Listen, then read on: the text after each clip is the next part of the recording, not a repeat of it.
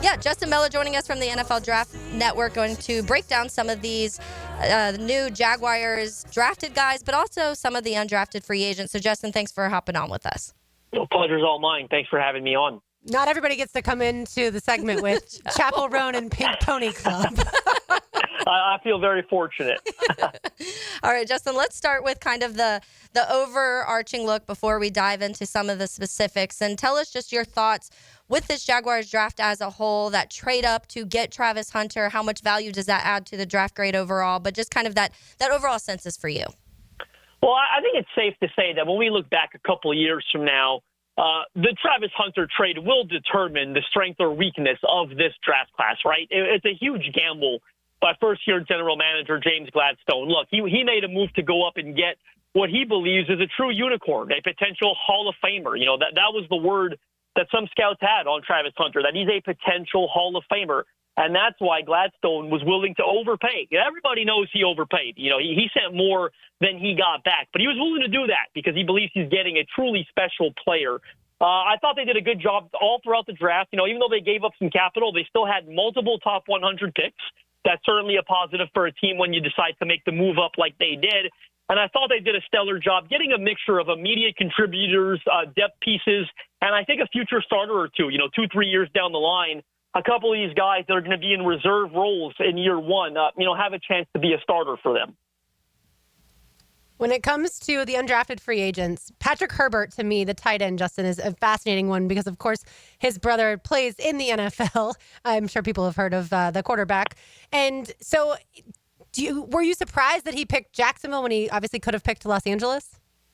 No, I think there's probably a bit more opportunity in the tight end room in Jacksonville than there is in Los Angeles. It's all about making sure you land in a spot where you could actually make the roster, right? That's primary number one for these UDFAs when it comes to picking their destination. They often have options, and the agents, they do a great job already knowing what each room looks like around the league and saying, hey, there's a good opportunity here. But I thought Jacksonville got a solid class of UDFAs. A couple, Jabbar Muhammad, the corner out of Oregon, one I just highlighted on my Twitter. That's probably my favorite one that they got. Real versatile guy, can play nickel, super competitive at the catch point. They did a good job not only during the draft, but getting some of that undrafted talent as well. Right on cue. Justin Melo, of course, you can find him on X at JustinM_NFL. And, of course, you can find his work, including profiles on the likes of Jabbar Muhammad and Eli Pancol, another undrafted free agent rookie year Jacksonville Jaguars have signed over at thedraftnetwork.com. Muhammad, in particular, has definitely been the flavor of the week, the month, however you want to surmise, the undrafted free agent darling for many here in Duval, Justin. But I know Eli's another player who you got to spend some time with. Give us an idea, especially knowing with the release of Gabe Davis, by all accounts, it sounds like the Jaguars want to see what they have in some of the undrafted rookie free agents they brought in this year and last year that are still in the building. Well, Eli, it's funny because he's got some similar traits to Gabe Davis. Now, I'm always hesitant to say that about a UDFA, especially when comparing him to a seasoned veteran who's proven he can play at this level like Gabe Davis has. But when it comes to Eli, he's big, he's strong, he's fast, right? 6'2", 205, ran in the 4.3s at Pro Day. I mean, that's the type of profile you're looking for in undrafted free agency, right? It's that raw ability that you can try to mold into something more tangible. Now, there were some injuries in his past that contributed a big reason why he went undrafted. But he was healthy this past year, and he put up great numbers, about 800 receiving yards. It was important for him to stay on the field and show off that size and athletic ability. So he's one that certainly comes to mind. And then circling back to Jabbar Muhammad, he went undrafted because he's, considered undersized, and he doesn't have terrific speed for his size. He's got, adequate speed, but when you're as small as he is, they want you to run 4.3. He's not that kind of guy. But when you turn the tape on, he's physical, he's feisty, he's super competitive at the catch point. I can certainly see him carving out a role for himself at the nickel spot. The Jags brought in a great nickel in free agency in Jordan Lewis. So it's hard to find the pathway to immediate snaps, and it should be for a UDFA, right? Those guys usually aren't counted on to contribute right away. But if they can hold on to him, if he can impact special teams, make the 53-man roster, develop on the practice squad, whatever it is, I can certainly see him developing into a contributor. A quick shout as well for Danny Striggow, DN, I believe they brought in out of Minnesota, was a late Senior Bowl ad, after impressing in one of those lesser collegiate all-star games earlier in the process. So he's an interesting guy as well. I believe had 5 sacks this year. really feisty as well, got a red-hot motor when rushing the passer. So they did a good job getting some nice talent in the undrafted class. Definitely want to ask you about some of those defensive linemen they brought in. But real quick, Justin, back to Muhammad. I love this line from your interview that you did with him over at the Draft Network where he says, I wanted to compete at a higher level with better goals. That's why he transferred from Oklahoma State initially. Quote, ultimately, Oklahoma State was content with making a bowl game. They were happy with that. It wasn't for me. I've always been a competitor that wants to win at the highest level. That's obviously pretty intangibly rich, if James Gladstone would say it. But I am curious because this has, of course, been the talking point regarding Muhammad, why he wasn't drafted. This idea of with the national runner-up Washington Huskies in 2023, he lights it up with 3 picks, 16 passes defended. He goes to a more, quote-unquote, defensive-minded head coach in Dan Lanning, still 12 passes defended, no interceptions to show for it. What happened once he got to Oregon, and maybe is that the reason he fell off draft radars? I just think interceptions, they come in bunches. They're one of those fluky stats that we can't put too much stock into year to year. That's why, look at every year in the NFL, you look at the passing yards list, for example. In most years, it's fairly similar to one another, right? Rushing yards, receiving yards. You're going to see some Patrick Mahomes, Josh Allen, Derrick Henry, Justin Jefferson. They're always at the top. You look at the interceptions leader list, that thing fluctuates year to year. There's almost no consistency. That's because interceptions come in bunches. There's so many factors that go into it. A lot of it's a fluke. With a guy like Jabbar Muhammad, when you turn on the tape, quarterbacks, they were hesitant to test them this past year. You can't intercept the ball if they're not throwing it your way. I thought he was probably the best corner they had.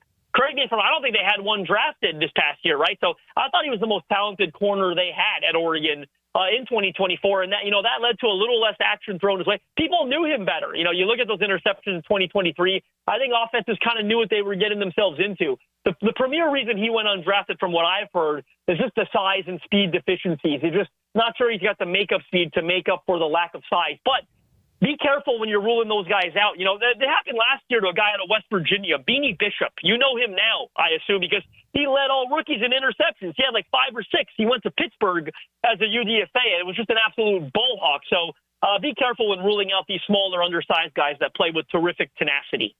Justin, let me ask you specifically about a room. We've been having a ton of conversations here. There's recent reports coming out that maybe the Jaguars regime right now, current regime, is not as high on Travis Etienne as the former regime, or maybe some other people. And so they go and they draft 2 guys in Bhayshul Tuten, and then obviously LeQuint Allen too, adding that to a room with Tank Bigsby and Keelan Robinson. What are your thoughts first on Tuten and LeQuint and their kind of place in this offense, and also what do you think could or should happen with Travis Etienne? Yeah, I think Tuten is a great change of pace option, to Tank Bigsby. I think Bigsby is a great between the tackles runner early down. He looks to punish defenders. With Tuten, you're getting speed. You're getting playmaking ability, right? He ran the best 40 out of any running back at the combine at 4.32, and then he jumped 40.5 inches, was also the best result in the vertical jump among any running back. He also had the fastest 10-yard split, which is great to measure, short area explosiveness. So this guy is speed, playmaking ability in the open field. In fact, when they drafted him, I immediately thought, before the whispers kind of creeped out there, they're already looking to replace Etienne, because this guy, you look to handcuff your number 1 back. I think they view Tank Bigsby as their number 1, and they see Tuten as a great change of pace. When I look at LeQuint Allen, I thought that was great value in the 7th round. It's funny. I had a conversation with a scout who I trust, but 2 weeks before the draft. I said, where do you think LeQuint Allen goes? He said to me, I think 6th round. That surprised me a little. I really liked him coming out of Syracuse. I thought I had about a 4th round grade on him. And he said, look, this class is so deep at running back, which was true. We knew that going in.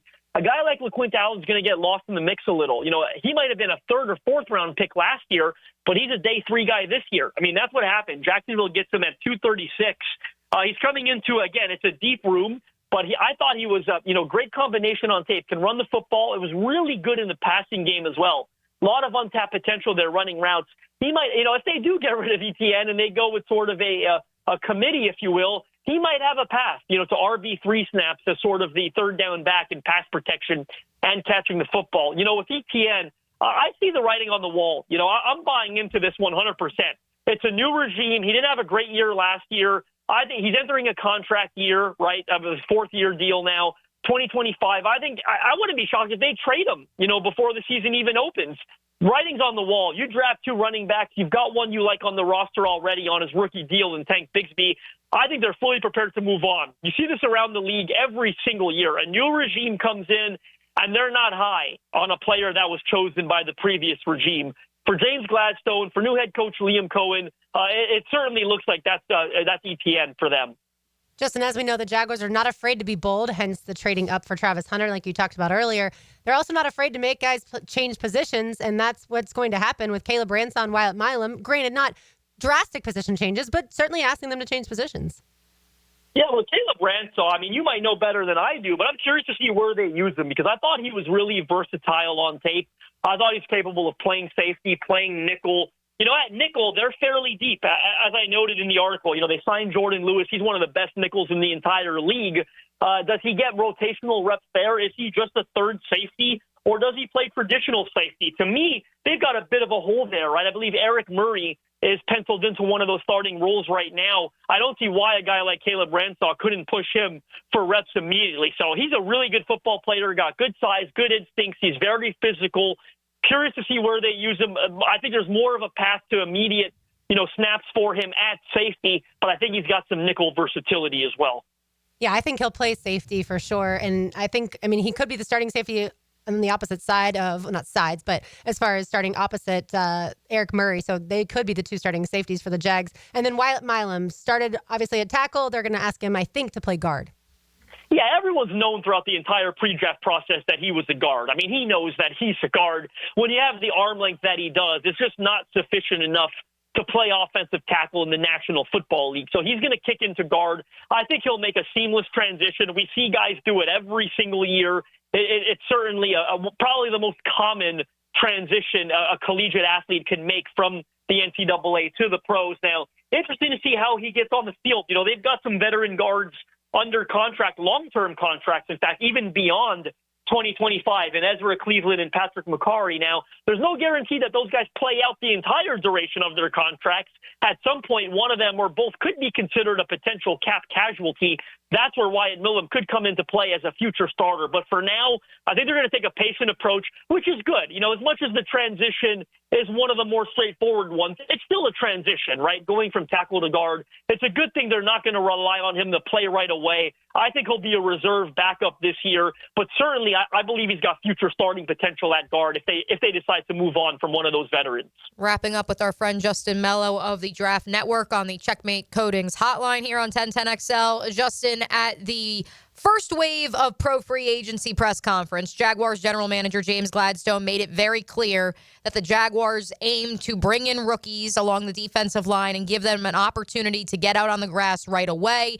Did not want to have any Band-Aid fixes, let's call it, via free agency standing in their way. Lo and behold, the Jaguars only select, arguably, depending on how you view him, one defensive lineman in the 2025 NFL draft in Jalen McLeod, who played the buck linebacker position over at Auburn. They do bring in a handful of UDFAs, though, along the defensive front. And the expectation, I would think, Justin, if not pushing the current crop that they have, which isn't exactly the deepest room in the world, is that at least one of these guys, I think, makes the roster. So your final thoughts: Eli Mostert out of North Dakota State, Ethan Downs out of Oklahoma. I know you mentioned Danny Striggow out of Minnesota. Who are some names that you look at this undrafted free agent bunch along the defensive line and you say, ooh, I could see that guy sticking on the 53? Yeah, again, Danny Striggow was the one to me that I keep coming back to. He went down to the Hula Bowl earlier this offseason and looked really good. It's rare for a Hula Bowl guy to get the call up to the Senior Bowl. Well, they were crunching some numbers there. They needed another body, and they were really impressed with what he did at Hula. So he gets the late add to the Senior Bowl. I thought he did a great job taking advantage, of that late call-up. He's a good football player. He's physical. I thought he proved it out there that he can hang at this level. He had 11 sacks over the past 2 seasons, at a good program like Minnesota. I think he does a great job converting speed to power. Like I said, he's physical. In the interview with me, which I will be tweeting out again within the next couple days, he said, physicality is my calling card. I'm all about effort and physicality when working my pass rush arsenal. So this is a physical, smart player that plays hard. I see some similarities in Ethan Downs as well, by the way. I think James Gladstone had a type here. Ethan Downs has some 3-down potential. He plays super, super hard, and he's an asset early. He can stop the run on early down. So Based on on how that room is shaping up and the lack of a draft pick, but again, based on how you view Jalen McLeod, the lack of a traditional defensive lineman draft pick, I certainly expect one of those guys, at least one of them, Danny Striggow or Caleb Downs, to make that 53-man roster. I wanted to remind people, go over and follow Justin Melo at JustinM_NFL or head over to thedraftnetwork.com. But Justin, you did just release kind of a full breakdown of all 9 draft picks in addition to profiles on a lot of the undrafted free agents. So we appreciate all of that. It gives us a lot of insight on that and some good stuff moving forward. I know it's been a crazy time for you, so we appreciate you hopping on with us.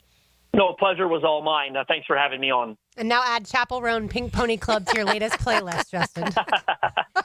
Thank you so much. Hey, Mia here, and thanks so much for watching 1010XL Jaguars. For even more coverage of the Big Cats, be sure to subscribe to 1010XL Jaguars.